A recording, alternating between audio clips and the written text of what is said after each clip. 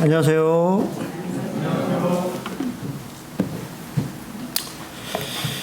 오늘은 음모와 하나님의 섭리라고 하는 제목으로 말씀을 교제하기로 합니다.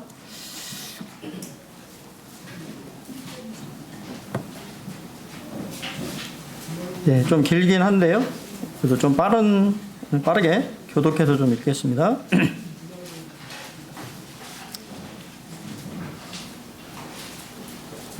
23장 12절. 날이 새매 유대인들이 당을 지어 맹세하되 바울을 죽이기 전에는 먹지도 아니하고 마시지도 아니하겠다 하고 대제사장들과 장로들에게 가서 말하되 우리가 바울을 죽이기 전에는 아무것도 먹지 않기로 굳게 맹세하였으니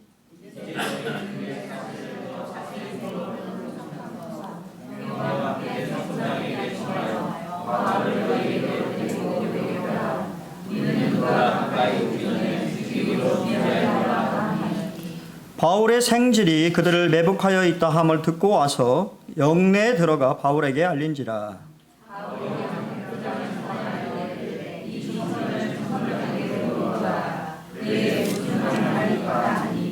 천부장에게로 데리고 가서 이르되 제수 바울이 나를 불러 이 청년이 당신께 할 말이 있다 하여 데리고 가기를 청하나이다 하매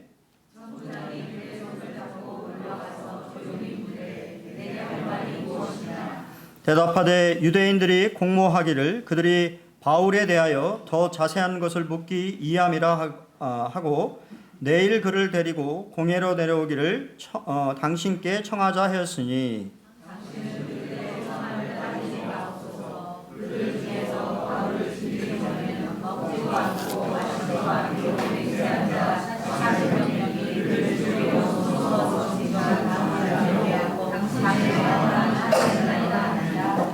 이에 천부장이 청년을 보내며 경계하되 이 일을 내게 알렸다고 아무에게도 이르지 말라 하고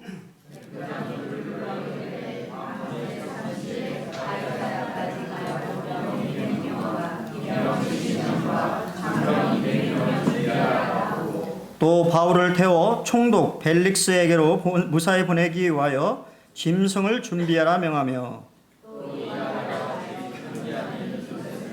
글라우디오 루시아는 총독 벨릭스 카악께 문안하나이다.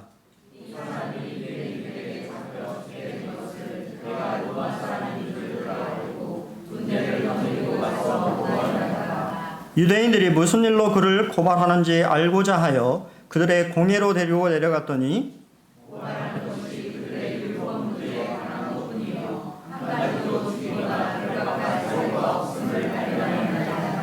그러나 이 사람을 해하려는 관계가 있다고 누가 내게 알려주기로 곧 당신께로 보내며 또 고발하는 사람들도 당신 앞에서 그에 대하여 말하라 하였나이다 하였더라.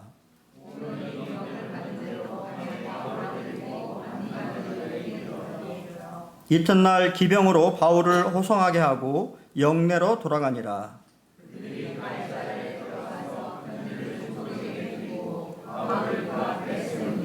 총독이 읽고 바울더러 어느 영지 사람이냐 물어 길리기아 사람인 줄 알고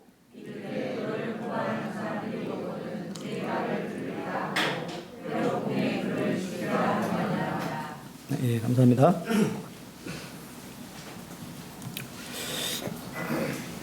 바울의 목숨을 빼앗으려고 하는 음모가 이렇게 기록이 되어 있습니다. 바울은 사실 회심한 이후부터 생명의 위협에 처해 있었습니다. 그가 회심한 후 곧바로 예수가 그리스도인 것을 증거하기 시작했고, 그래서 우리가 예루살렘에 방문했을 때도 헬라파 유대인들이 바울을 죽이려고 했던 것을 보게 되고요. 그리고 이제 비시디아 안디옥에서도 유대인들이 바울을 죽이려고 위협하자 도망치는 그런 장면이 기록되어 있습니다. 그리고 이고니온에서는 돌로 치려고 위협을 했고 루스드라에서는 실제로 어떻게 됐냐면 돌에 맞아서 제가 그때 기억하신 말씀 이제 기억하실지 모르겠습니다만 죽은 거죠. 죽은 거. 죽었다가 다시 살아나는 기적이 일어나는 것을 보게 됩니다. 그래서 아마 바울의 아마 몸에는, 특별히 얼굴에는 상처가 많이 있었을 것 같아요. 돌에 맞았기 때문에.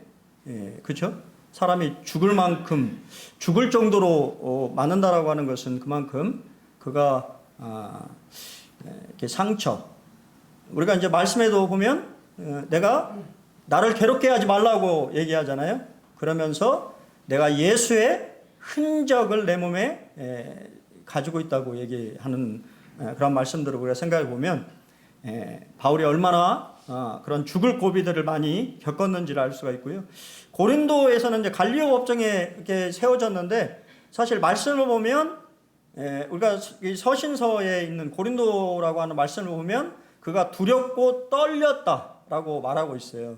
그만큼 신변의 위협을 고린도에서도 느끼고 있었다라고 하는 것을 알 수가 있고, 에베소에서도 마찬가지로 폭동이 일어나서 바울을 어디에서? 배에서 죽이려고 하는 음모를 꾸며서 바울이 육로를 택해서 다른 길로 이렇게 가는 장면을 그때 말씀을 좀 드렸습니다. 그리고 실제 이제 예루살렘에 올라와서도 수많은 사람들에 의해서 폭력을 이렇게 당하는 그러한 장면들을 우리가 보게 됩니다.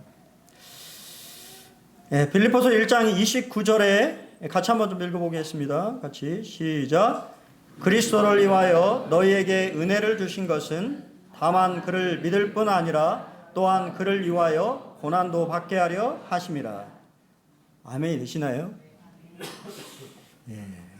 우리에게 은혜를 주신 것은 그냥 그 은혜를 누리면서 사는 것도 있지만, 사실은 우리가 예수님을 믿는다라고 하는 것은 그렇게 세상 사람들로부터 존중을 받거나 또 내가 예수 믿는 것을 이렇게 드러내는 그런 상황들에 닥쳤을 때 그렇게 쉽지 않은 것을 보게 돼요.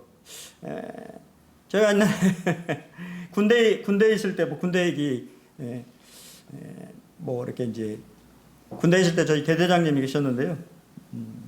거기에 교회에 나간다라고 하는 사람들이 있었어요. 제 동기 중에서도 이제 크리스찬이라고 말하는 친구들이 있었는데, 저희 대대에는 군목이 없었습니다. 연대에만 있고 대대에는 이제 군목, 목사님이 오시지 않는 그런 곳이었고, 제가 유일하게 장교 중에는 이 병들이 모이는 곳에 제가 참석을 했거든요. 그들과 함께 이제 예배를 드리고, 그래서 이제 그런 소식이 우리 대대장님한테 들려가지고 대대장님이 저를 이렇게 좋게 보시긴 하셨어요. 이쁘게 보셨는데, 그 이유가 뭐냐면 제가 그때 소위였는데, 최소위는 전쟁이 나면 폭탄을 들고 탱크가 오면 탱크에 뛰어들어서 죽을 수 있는 그런 믿음이 있다. 무슨 말이죠 지금?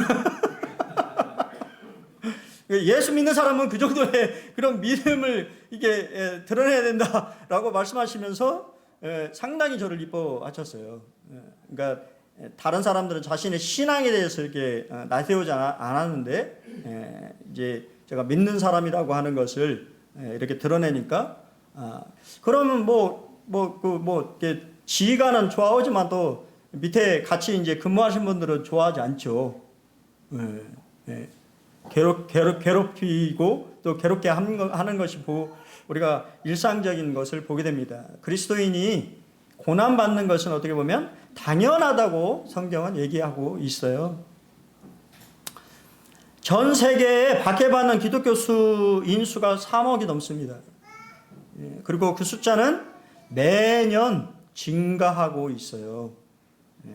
여러분이 이렇게 편안하고 안전하다고 말하는 이 순간에도 수많은 기독교인이 내가 신앙을 지키기 위해 자신의 목숨을 버리기도 하고, 또 교회당이 불타기도 하고, 또 어떤 사람들은 참수를 당하기도 하는 그런 것이 현실의 문제예요. 우리나라는 종교의 자유가 있기 때문에 우리가 이렇게 좀 편안함을 누리고 있지만 그럼에도 불구하고 이 세상은 기독교에 대해서 호의적이지 않다라고 하는 것을 여러분들이 기억하셔야 됩니다. R.C. 스프롤은 성도는 그리스도를 본받도록 부름받은 존재이기에 그분이 걸으신 고난의 길도 따라가야 한다라고 말하고 있습니다. 편한 길을 가려고 하면 안 된다고 성경은 이야기합니다. 맹세 서약을 한 40명의 자살 서약 암살단을 구성을 했어요. 사실 이것은 자살을, 내가 그 사람을 죽이지 않으면 내가 자살을 하겠다라고 하는 정도의 강신적인 그러한 서약입니다. 그것을 일명 저주 서약이라고 말해요. 그들이 이제 이렇게, 만약 우리가 바울을 죽이기 전에 무엇을 먹거나 마시기라도 하면 하나님께서 우리에게 벌을 내리시고 더 내리시기를 원한다라고 하는 이런 맹세. 우리가 성경에도 있잖아요. 그죠? 맹세하지 말라고 이렇게 말하고 있어요. 맹세하면 반드시 지켜야 되는 것입니다. 그래서 바울을 죽이지 않으면 내가 먹지도 않고 마시지도 않고 이거 반드시 죽이겠다고 하는 사람이 40여 명 됐다는 거예요. 그리스도를 거절하는 종교라는 사람들을 뭘로 만듭니까? 살인자로 만드는 것을 보게 됩니다. 제가 이제 이거 말씀 준비하면서 이렇게 찾아봤는데, 올해는 작년이나 이렇게 이제 그 테러 사건이 많이 일어나지 않았는데, 왜 그러냐면 전쟁 때문에 그렇습니다. 여전히 러시아와 우크라이나가 전쟁 중에 있고, 또 이스라엘과 팔레스타인이 전쟁 중에 있기 때문에 테러 뭐 이런 이슈가 없는 거예요. 하지만 여전히 이슬람에서는 자신의 종교적인 신념 때문에 순교하면 천국에 한다라고 하는 의식이 있어서 여전히 자살폭탄 테러가 많이 일어납니다. 그것도 10대, 20대 젊은 청년들이 잘못된 믿음, 잘못된 그러한 생각, 이런 거에 빠져서 이제 보게 되는 것을 보게 돼요. 저도 며칠 전에 저희 집사람이랑 이제 잠깐 서울에 일이 있어서 갔다 왔는데요. 딱 이렇게 보니까 이상한 사람이에요. 제가 딱 보니까 저도 이제 그런 눈치가 좀 빠른 편이라 보니까 막 어떤 한 사람이 막 이렇게 눈치를 살살 보면서 여기 보니까 이단이 혼자 있는, 특별히 혼자 있는 여자를 이렇게 이제 타겟으로 먹잇감을 노리듯이 어슬렁어슬렁 이렇게 되면서 여자가 혼자 있으니까 바로 앉아가지고 이상한 얘기를 막 하더라고요. 근데 그 여자분은 전혀 관심 없는, 이제 핸드폰만 보니까 몇 마디 얘기하다가 가긴 갔습니다만, 이렇게 종교적인 광신은 항상 무서운 것을 보게 됩니다. 음모에 아마 가담한 자들은 사두개인들이었던 것 같아요. 그래서 성경에 보면 대제사장들과 장로들이라고 하는 말이 있고요. 거기에 사실은 서기관이 빠져 있어요.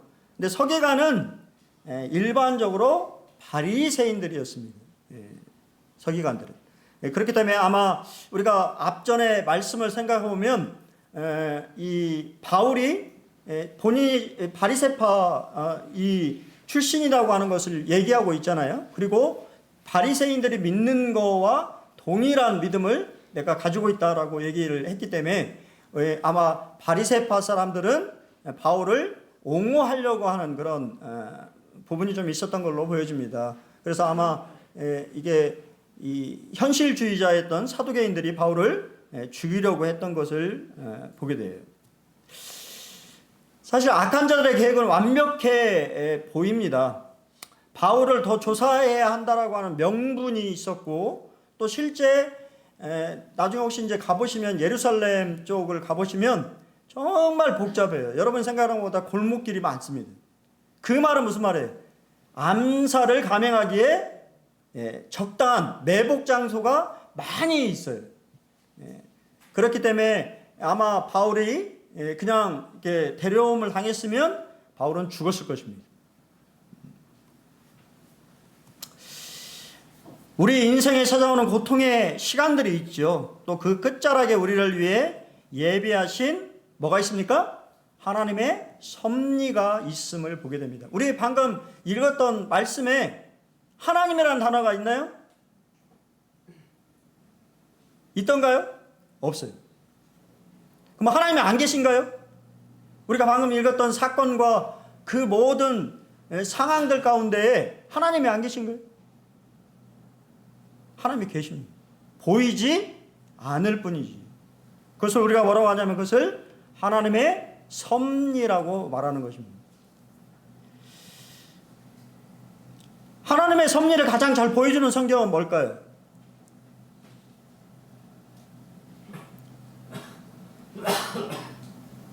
뭐예요, 우리 최병희님? 예? 전체. 아니요, 가장 틀렸어요. 예, 가장이라는 말이 있잖아요. 한 것만 선택하라는 거죠. 예, 전체 이렇게 얘기하면 뭐라고 제가 내겠습니까? 혹시 아시는 분이 계세요? 하나님의 섭리를 가장 잘 보여주는 성경이 있어요. 예, 한번 생각해 보시죠. 창세기? 예. 예, 성경은 에스더입니다. 에스더 성경은 왜 하나님의 섭리를 잘 보여주냐면 187의 영입니다.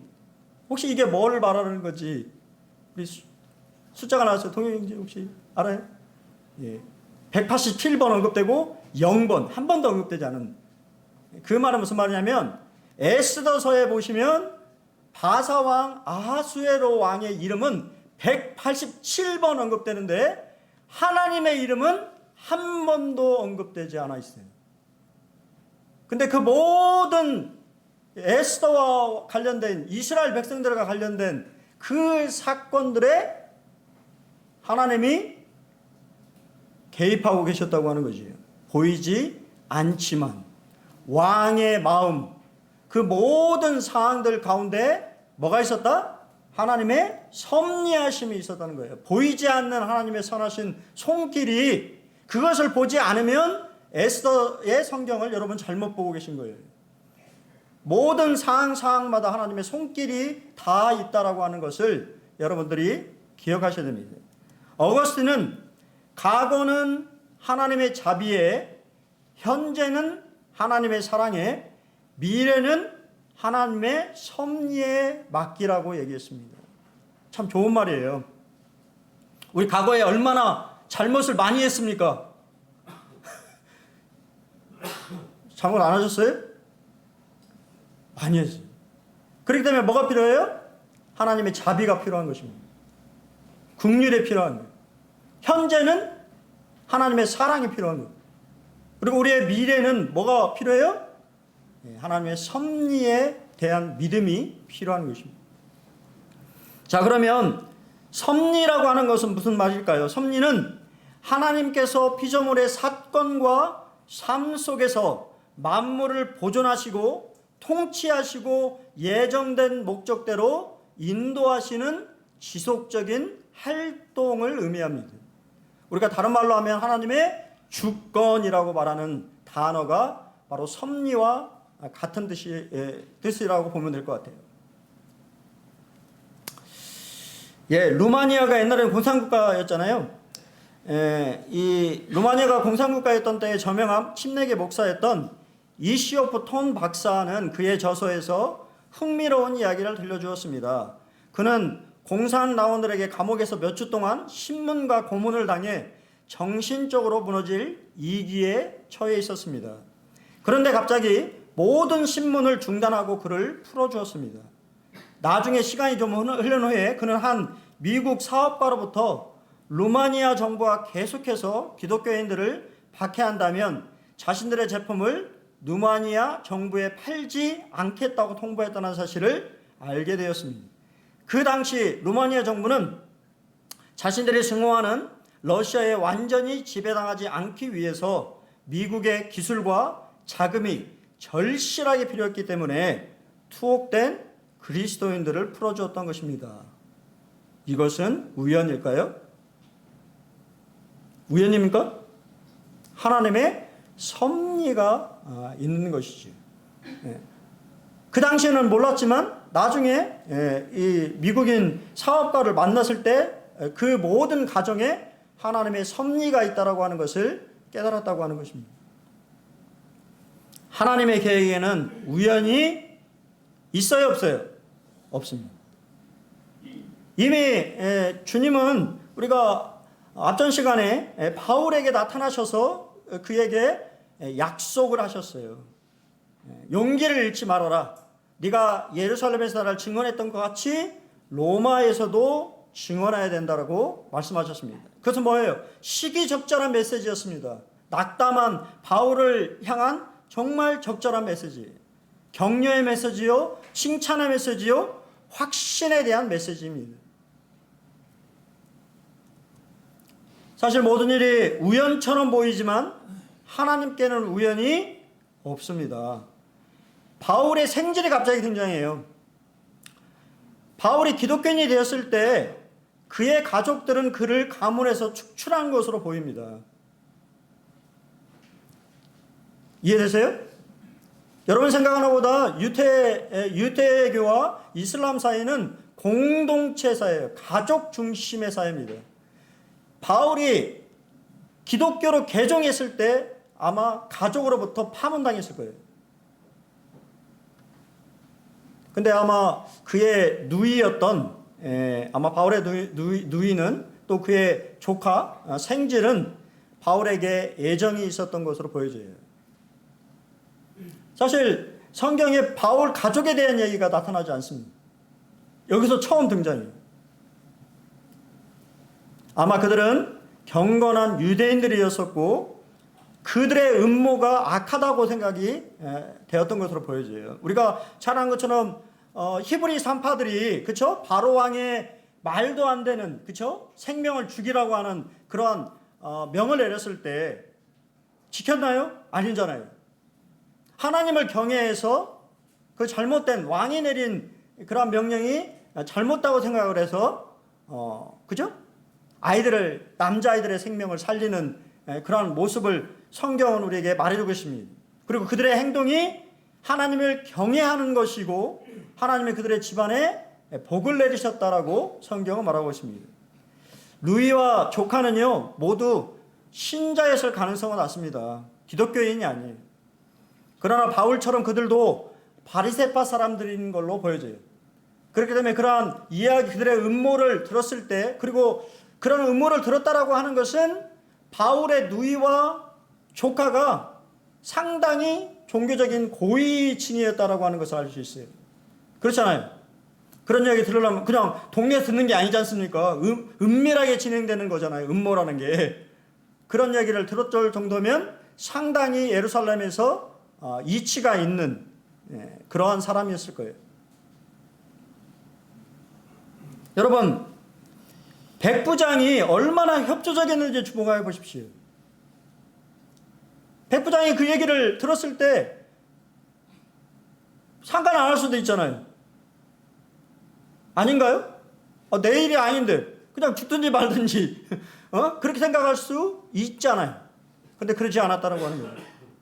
백부장의 행동은 하나님의 섭리적인 뜻을 이루는 데 있어서 아주 작지만 결정적인 전환점이 됩니다. 왜냐하면 그 생지를 천부장에게 데려가잖아요.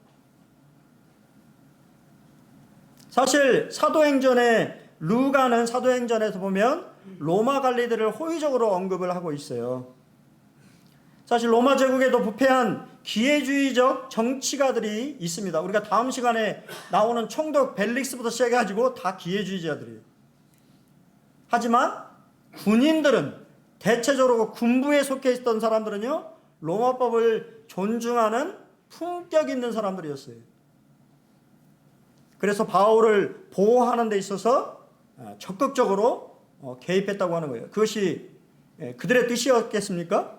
그들의 생각도 있겠지만 그 모든 것에 뭐가 있습니까? 하나님의 섭리가 작용하고 있다고 하는 거예요. 또한 하나님께서는 천부장인 누시아를 사용하셨습니다. 여기 보십시오. 몇 명을 보호하는데 그를 이 총독에 보내는데 예루살렘 성전 경비대에 반절을 내놓습니다. 반절. 그리고 여기에 특별히 보병 200명인데요. 여러분이 이건 역사적으로 좀 아마 좀 이렇게 상식적으로 아시면 좋을 것 같아요. 로마군은 보병이 정예병입니다. 보병은 군단명이에요. 군단 사령관이 있고, 그러니까 보병은 별거 아닌 것처럼 생각하는데 200명의 보병을 내줬다라고 하는 것은 엘리트 군인들을 내줬다라고 하는 의미예요. 사실 창병이나 기병은 그냥 정규직이 아닙니다. 고용되어 있는 용병 비슷한 개념으로 사용되던 사람들이에요. 바울을 지키기 위해서 470명의 군대를 동원하는, 아마 총독도 이렇게 호의를 하지 않지 않을까 할 정도의 보호를 하는 모습을 보게 됩니다. 이 모든 것에 뭐가 있어요? 하나님의 섭리가 있는 것입니다. 그리고 거기서 그치지 않고 루시아를 통해서 무죄방면 서신을 작성하게 하는 것을 보게 됩니다. 고발하는 것이 그들의 율법 문제에 관한 것일 뿐 한 가지도 죽이거나 결박할 사유가 있다 없다? 없다. 불신자를 통해서 하나님의 뜻을 이루시는 하나님의 주권적인 손길을 보게 됩니다. 근데 재미있는 것은 사실 여기에도 우리가 말씀을 읽었지만 루시아의 잘못은 다 뺐어요. 사실 자신이 잘못한 내용들은 사실 다 빼고 바울에게 좀 유리한 그러한 내용들을 첨가했습니다. 근데 사실 이 문서가 공식 문서라고 하는 거예요, 여러분. 그 당시에 로마 정부가 기독교에 대해서 이단시하지 않았다라고 하는 거예요. 이건 사실 중요한 겁니다. 그리고 어떻게 했습니까? 하나님께서는 감옥이 아닌 헤롯궁에 수호명되도록 했어요. 여기 지금 보시면 이제 헤롯궁이 어디냐면요. 여기입니다. 수영장에도 돌려 있어요. 총독 관저가 있는 곳이기 때문에 지금도 여러분들이 가시면 옛날 수영장 자리터가 남아 있어요. 얼마나 호화롭게 지었는지. 이게 이제 가이사라 빌립보라고 하는 곳이고, 옆에 보시면 야외 공연장이 보이시고, 그 바로 헤롯궁 앞에 경마장이 있습니다. 호화로운, 그리고 헤롯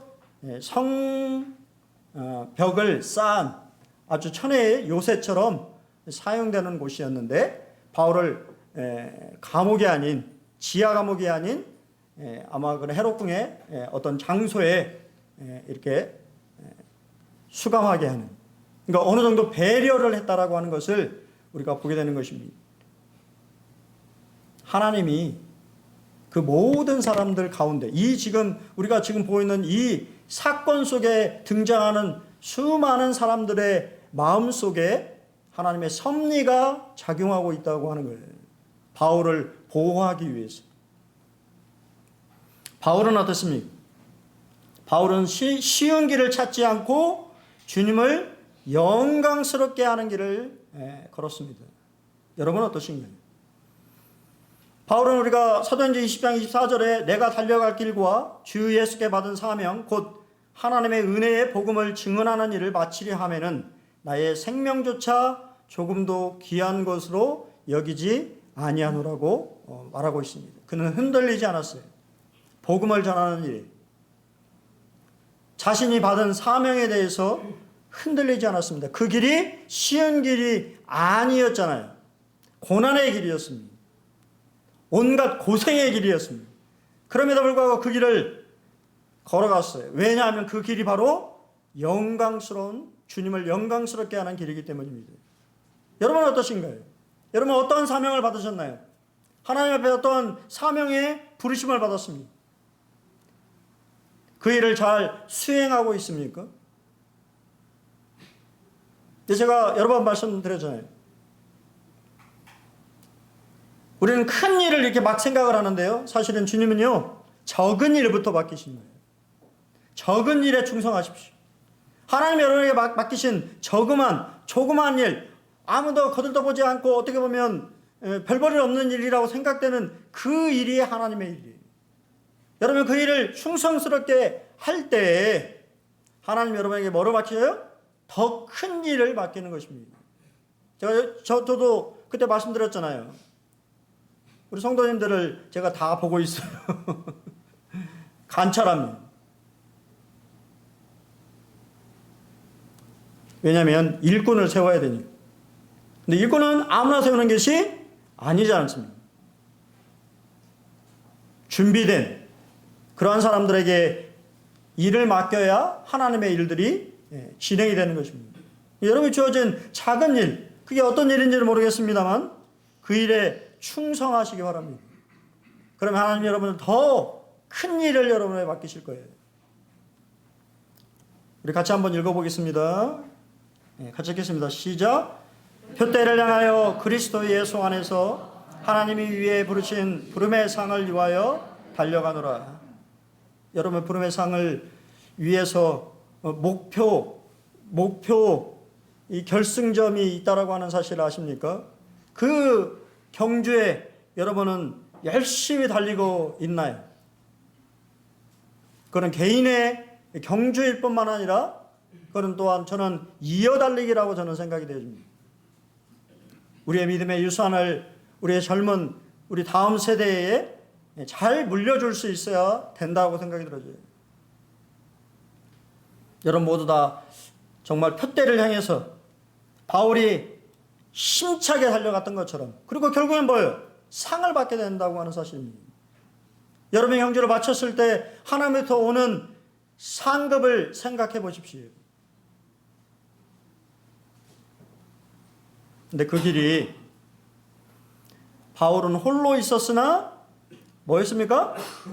혼자가 아니었습니다. 시편 34편 7절에 보면 여호와의 천사가 주를 경외한 자를 불러 진치고 그들을 건지시는도다라고 약속하고 있습니다. 아니 주님이 그들과 바울과 함께하고 있어요. 혼자 있지만 바울과 함께하고 있다고 하는 거예요. 여러분 절대 혼자가 아닙니다. 저는 어제 제가 다큐온이라고 하는 KBS의 프로를 참 즐겨보는데요. 어제 보니까 그걸 보고 깜짝 놀랐어요. 은둔고수 들어보셨어요? 은둔고수. 은둔고수가 뭐예요? 몰라요? 자기 방에서 나오지 않는 사람을 은둔고수라고 얘기하더라고요. 근데 너무 많아요. 그런 청년들이 너무 많습니다.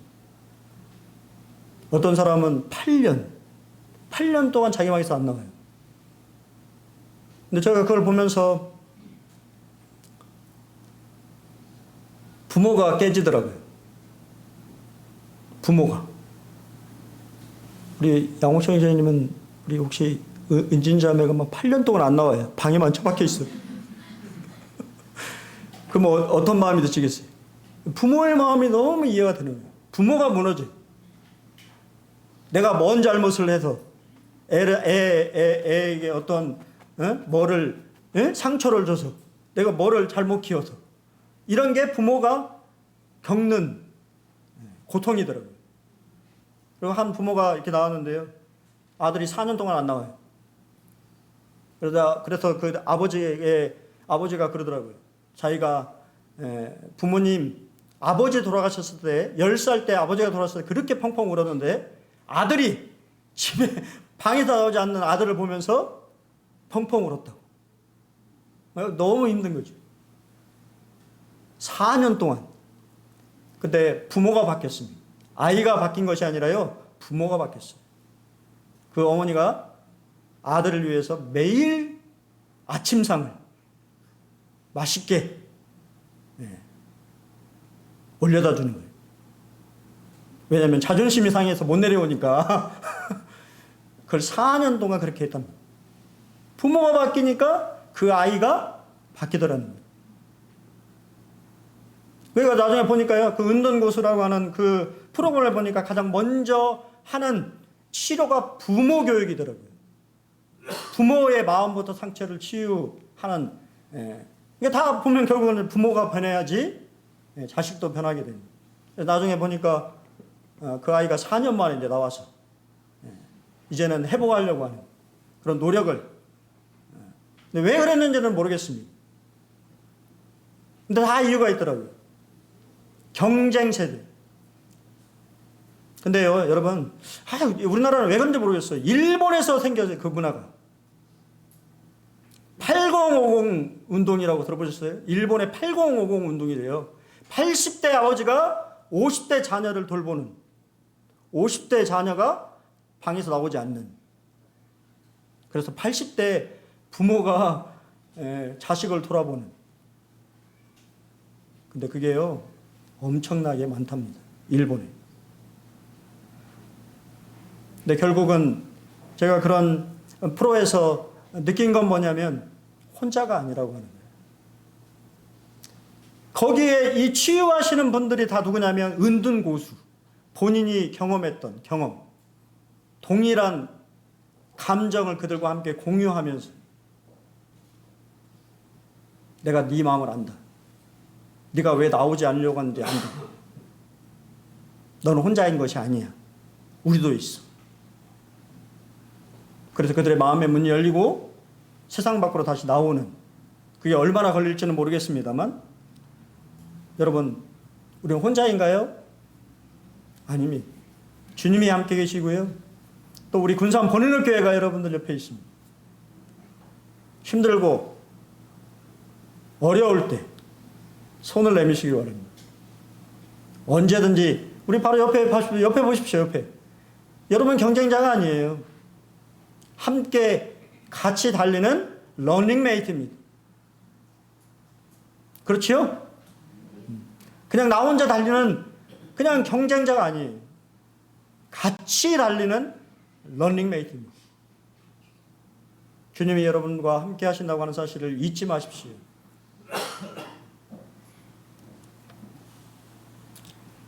로마서 8장 24절 같이 한번 읽어보겠습니다. 같이 읽겠습니다. 시작. 우리가 알거니와 하나님을 사랑하는 자 곧 그의 뜻대로 부르심을 입은 자들에게는 모든 것이 합력하여 선을 이루느니라. 믿으시나요? 좋은 일이든 나쁜 일이든 하나님의 손 안에 있으면 결국은 하나님의 선을 위해서 가장 좋은 길로, 그것이 이 땅에서의 복은 아닐 수도 있어요. 존 메가더 목사님은 이 말씀에 대해서 이렇게 얘기합니다. 이 땅에서 우리의 유익은 궁극적으로 앞으로 올 영원한 나라에서 누리는 것이다. 그분의 자녀로서 우리의 삶에 어떠한 일들이 일어나든지 관계없이 하나님의 섭리는 그것을 잠시 동안 허용하시지만 우리의 영원한 유익으로 사용하신다. 때때로 우리를 고통이나 고난에서 구원해 주시기도 하지만 어떤 때에는 우리를 그 고난들을 통과하게 하셔서 우리를 그분께 더욱더 가까이 오게 하신다라고 하는 것이 이 말씀의 의미라고 하는 것입니다. 여러분, 우리 그렇게 믿지 않지 않습니까? 예수 믿으면 잘 됩니까? 제가 지금 오늘 그 말씀 드립니까? 아니에요. 내가 원하지 않는 결과, 원하지 않는 일, 그런 고통 가운데 있을 수 있다라고 하는 거예요. 하지만 중요한 건 그 모든 일이 결국은 영원한 나라를 위한 선이라고 하는 것입니다. 우리의 유익을 위한 일이라고 하는 거예요. 그것이 필요하기 때문에 하나님이 그것을 허락하셨다라고 하는 사실을 기억하시기 바랍니다.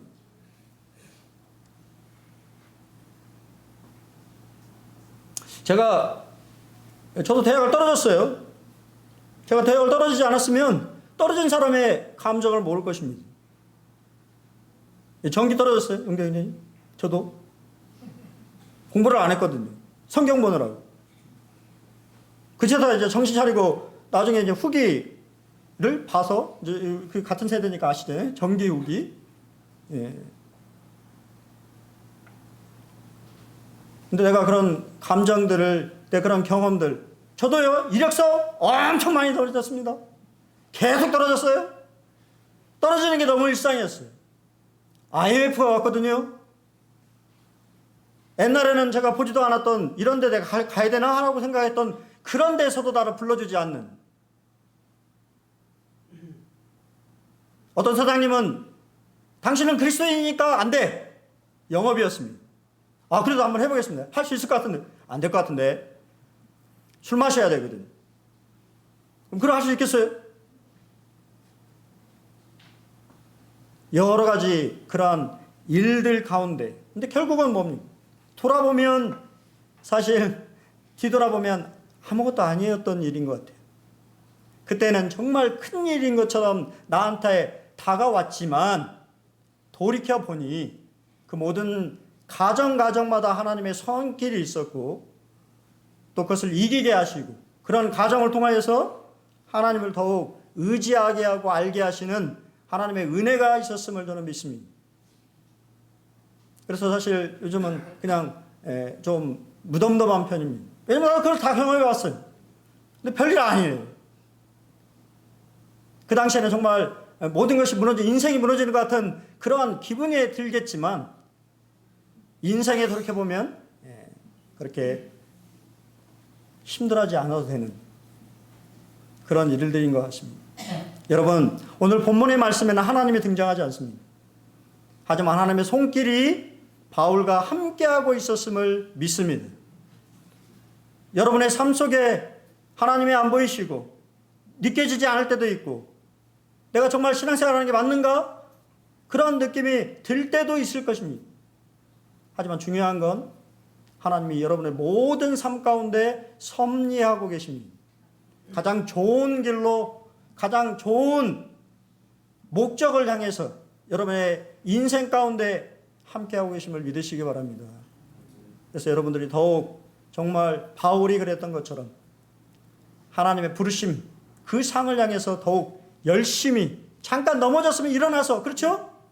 우리 잠언 말씀에 그리스도인은, 그죠? 의인은 6번 넘어져도 7번 일어나는 오뚜기 같은 신앙을 가진 것이 그리스도인입니다. 여러분 모두가 그러한 신앙으로 올 한 해도 잘 마무리하시고 더욱 힘차게 주님의 부르신 그 상을 위하여서 달려나가시는 우리 군산 혼인학교회 성도님들이 되시면 좋겠습니다. 네, 감사합니다.